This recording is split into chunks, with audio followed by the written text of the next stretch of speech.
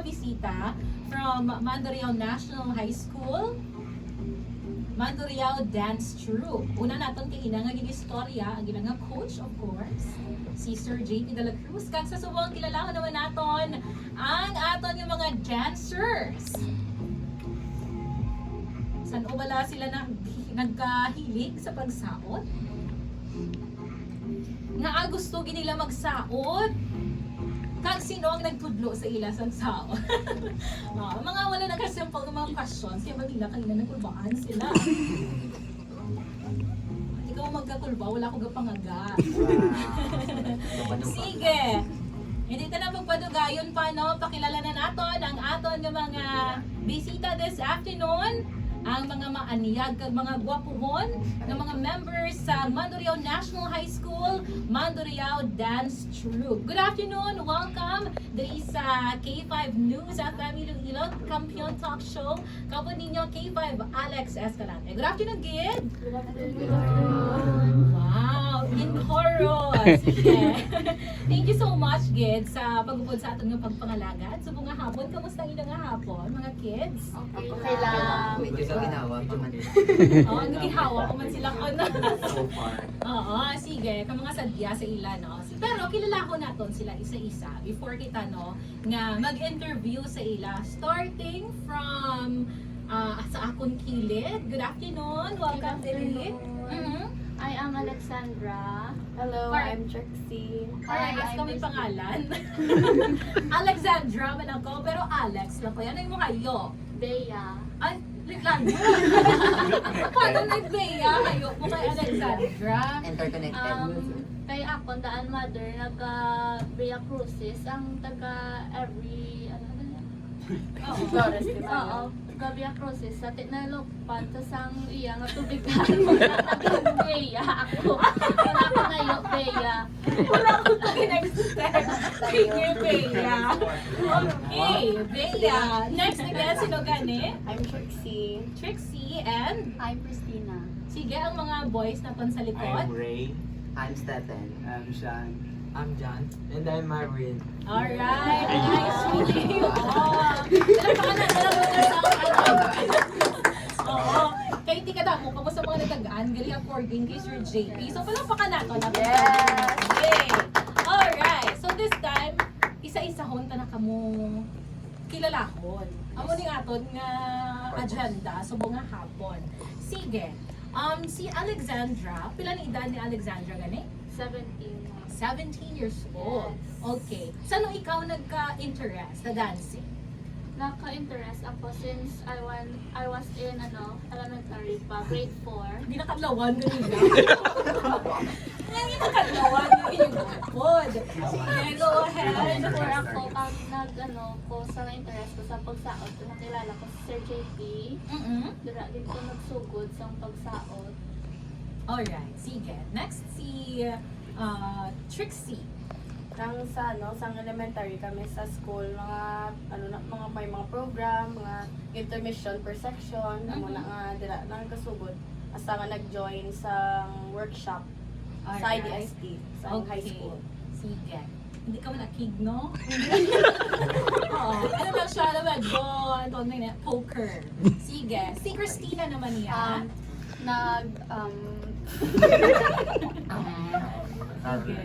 Ang first ko gid nga join sa South is elementary. Ang una-una ko gid nga dance is chair dance. So mo to nakita ko ni sir, tapos nagtuloy-tuloy na dayon. Okay. Sige, gusto ko makuton man ang mga boys sa likod. Sa Sige, tabang. nakakawan yung mga kasabi mo. Sa tubang, makuton naman ka mo. Sige, si Sir Ari ang gwapo sa kilid ko. Sila, so ang first ko dali nga na-interest sa that is since grade 4 man. So una ko gali nga so sa grade 3 ko ata art akon din summer. So tapos ang akon nga magulang is diri Manhalin. Tapos graduate na sa Subong. So Subong is college na sa. So dito ko na kay interest yabla kay nag-join man ko sa pagka grade 4 ko nag-try ko dance, nag-try ko summer man. So mo to na kita ko ni sir nga muna na kita niya ko na mayara ko sang sang potential Oo. para mag-join. So muna nagsige-sige na sa Subo. Alright, sige. Ang next na ton. First ko yung wait. First ko yung triangle is grade din ako. So late na hindi ako tama. So first ko nga sa is cheer dance. Then nagpadayon niya naging dinagyang. Then nakita ko ba ni sir na ako man to may ganya ko may potential. Just din find na ako sa dance show. Ako lang na. Thank you. Alright. Next one. So ako, since ako sa kanya, nilig ako daan sa South kay, kay Papa ko madaan, nadaan Papa ko. Oh, okay. So may pinagmanahan. Yeah. Okay. So, amo to dayon nga, tuglaga kami ni mama ko. So, kita ko sila isang may pawagin ka. Sila kita ko sila perform sila sa dento sa Vesta Vista Mall. Dito. Dito ko din na na interest nga doon namin man magsaot sang dance sport sa ako to. Dito ko din. Tapos amo na to dayon pag grade 9, dito na ako nag-interest sila. So, yes, muna na. Oo.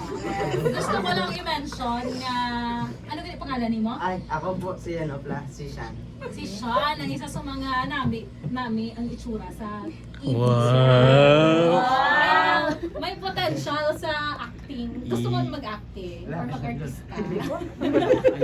Oo, grabe siya sa itsura. Actually, tanan ka mo, amutang habag ko ina, very telegenic kamo tanan. So that is a very good man nga factor. Kung nagkasaot ka sir no, kiti kung gisaot ka kada mo sa mga camera natutugsin mo. So it's good kid nga nami ang appearance ninyo. Alright, next one. Ako? Na-confused pa siya. Sige. Ako nagka-interest ko sa saot sang grade 3 pa lang ko kay hilig ko daan. Magsaot sang mga budot sa Balabang. Malabubot ikaw Yes, na. po. Okay. Then si mama ko daan is singer mo nag-dancer na lang ko. So dapat may aras different. Ay, no, naman hindi. yung hilig. Dapat na iba. Oo. Among mananad ko ako tapos ang grade 10 nagsugod ko sa cheer dance. Gichatan ko ni Sir ang bali sa akon, malifting lang tapos may saot yun. Wala kami nag-expect. Muna kayo, nagtuloy-tuloy na nantong amon nga saot, tapos tama nag-abot ko sa dirig. Okay. Sige. Si Sir naman. Nag-start ko kay sa sa may isang grade 9, sa may ICC, nag-south kami tinikling. Tapos nagtuloy-tuloy hasta sa grade 10, nag-cheer dance kami, nag-champion, nagdinagyang. Tapos nagtuloy-tuloy man. Okay. Tasubong. Sige. So, amo na no, ang aton nga mga kabataan sa likod sa Mandurriao Dance Troupe. Okay. Sa tatlo natin ng mga girls, no, sila ta subong mabukbukit sa aton nga pamangkot. Pero hindi ka mo makurbaan sa mga. Oo. So, behave ko mo daan sa likod. Oo. Kay istorya ang taton mga girls. Okay.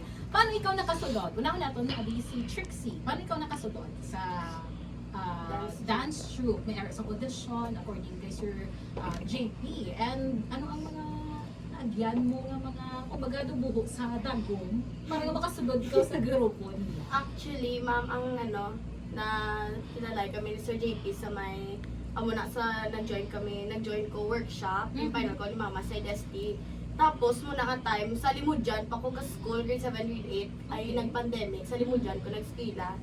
Tapos, timing man manog-end ang summer ko ata, ay summer workshop. Time mo to dayon nga ginambalan kami ni Sir nga muna nga ma-join kami ma-final kami na lang sa Mandurriao para dito na magpadayon sa saot. Dula mo audition. Audition. Oo, doon ginambal mga tikalo.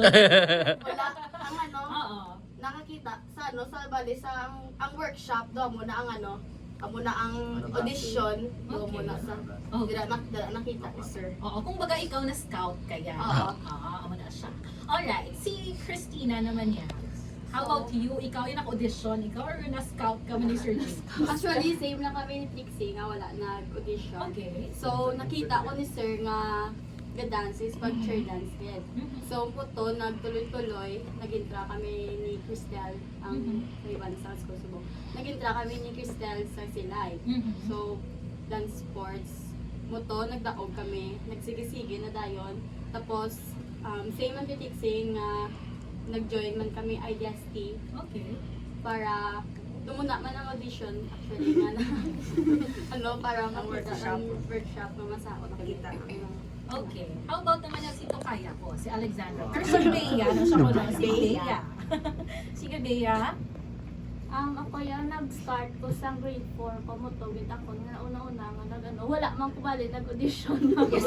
scout ka na. Na-scout na na. Okay, sige. Mo to kay ang first gig ko to nga join mo to pato sang B2D ang Born to Dance. Subong nasa IDST na sa ang company ni Sir JP kag ni Ma'am Rana sa dance course.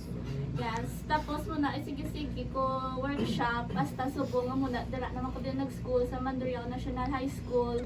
Tapos ginkuha na kami ni Sir as dancers sa Mandurriao. Ginabsorb na lang kamo. Yes. Since kati, gamay pa lang kamo, nakita na ang inyong talent sa dancing. Alright.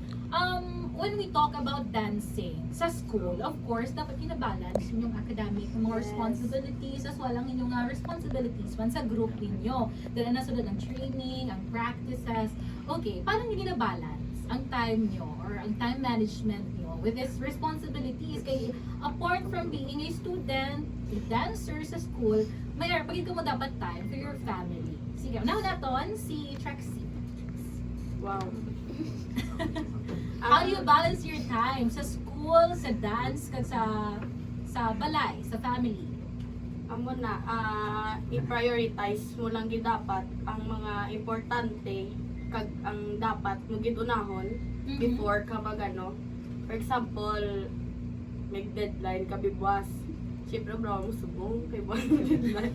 tapos training, for example, di may training ka mo, tapos pwede man na nga magkada water break or kung lawig man paway, pwede ka man ka dala notebook mo, bukad-bukad ka man, sulat-sulat ka man. Kaysa mo, dance group, doon ka smitanay, man kami dani pan sa mo. Okay. Amo na nga doon mas, tapos mo kutana, ano to mo. Share na Amo lang na ka-share na lang kami sa Okay. mga Una Sige. ka lang na mabalance. Okay. Si Christina naman niya. How do you balance your time?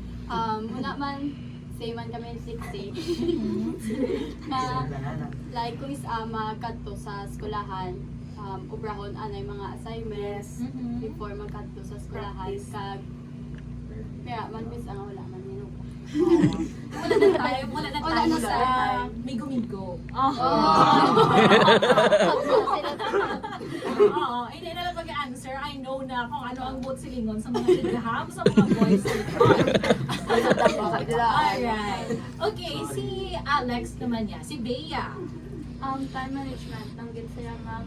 May ara man times nga tagatapos naman practice gabi na kami kakatapos like mga 10 kiss up pro muna na ng pinaka-early na 10. Tapos ang late na mga 11 ka mga una natin. Siyempre pag abot namon sa amon balay need pa namon maghimo sa amon nga homeworks, assignments. Pag mga need namon ipasa for tomorrow nga deadline.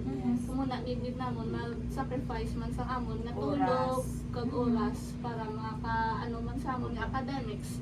Kay mo nang ba nila nga puros lang kami saot kag wala man sa kabalo nga struggles behind sa amon nga pagsaot is tuto man kami sa amon nga academics. Yes, Believe! Nag-agreean pa na. Very good. Yes, Okay. Sige. Kung pamangkuton ko naman niya, ano ang biggest influence ng dancing sa inyong kaugalingon, maybe personal or sa academics, kag sa iban pa din? Una ko naton, gusto kong voice naman sa likod. Yes, voice. Oo. Pwede next question. Ano ang biggest influence? Oo. Sa tawag na? Sa dancing sa inyong kaugalingon? Ay bali ang biggest influence ang dance akon is damo-damo. May damo-damo gid ang nakabulig sa dance akon, di lang sa time management, sa pagid sa pagrespeto bala ka pa sa kung paano mo ma-disiplina imo kaugalingon. Yes. Okay. Sige, si Sir na, ikaw.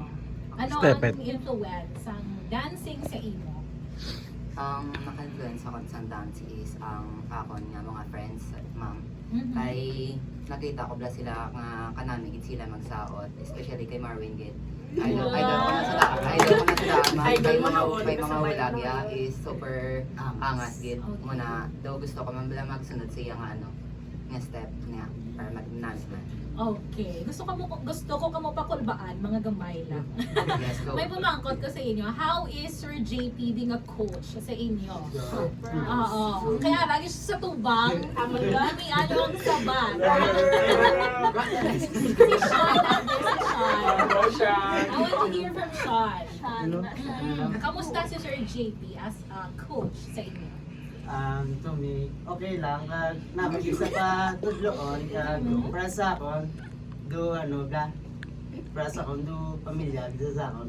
Yes! Second father. Second father. Sa tanan. Okay. Sige, ikaw ya, sir. Parehas man sa kon kay Sean nga gin sabat. Mhm. Though gin pamilya yun na kami tanan pala nga mga dancers. Kag especially man kay ma'am. Oo. Ay though family na gid kami sa dance troupe mo na ang turingan. Okay.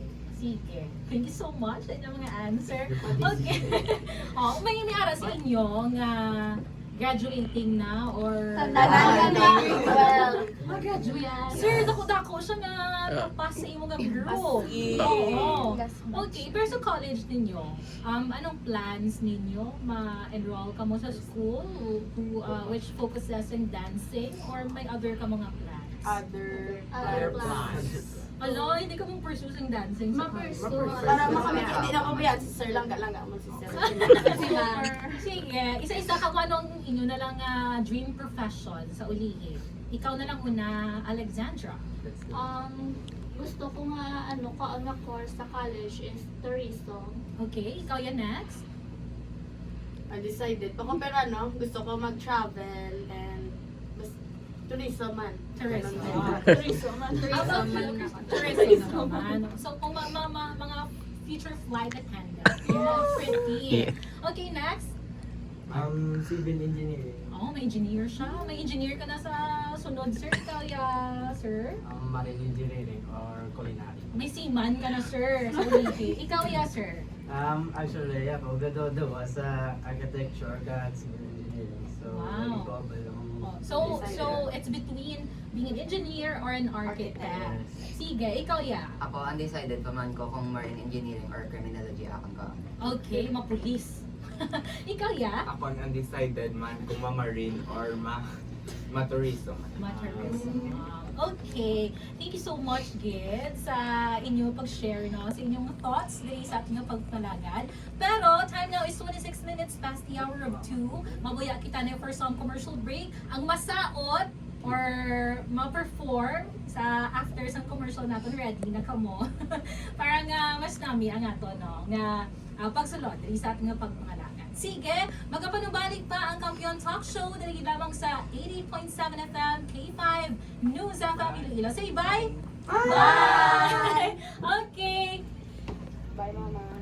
Ay, mama. Shout out dali kay mama da.